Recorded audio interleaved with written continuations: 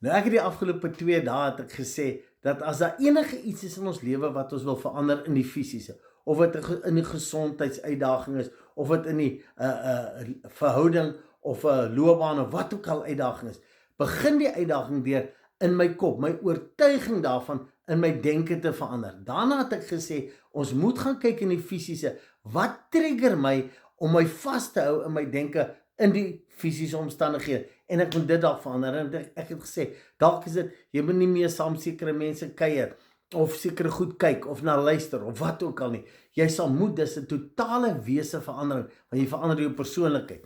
Maar iets wat nou baie belangrik is, God het hierdie aarde geskape, sodat alles uit energie ontstaan, en elke liewe ding op hierdie aarde, jy kan dit maar gaan ondersoek, het 'n sekere frekwensie. En dit met dieselfde frekwensie trek na mekaar toe aan, né? Dis waar die mense praat van the law of attraction, waarvoor baie mense bang is, maar dit is eintlik die wet van assosiasie. Goed wat dieselfde frekwensie het, trek mekaar aan.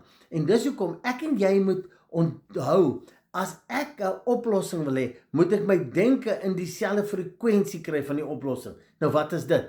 As ek weet dis die oplossing en ek kan dit duidelik sien en my denke daarvolgens inrig, is my denke op dieselfde frekwensie. En dit is uiters belangrik. Jy moet, en dis hoekom ek heeltyd sê, jy moet weet wat jy wil hê in detail, want hoe meer jy dit bedink, sit jy jou brein in 'n ander frekwensie in lyn met die oplossing en kan jy dit intrek. Ons kyk môre verder daarna.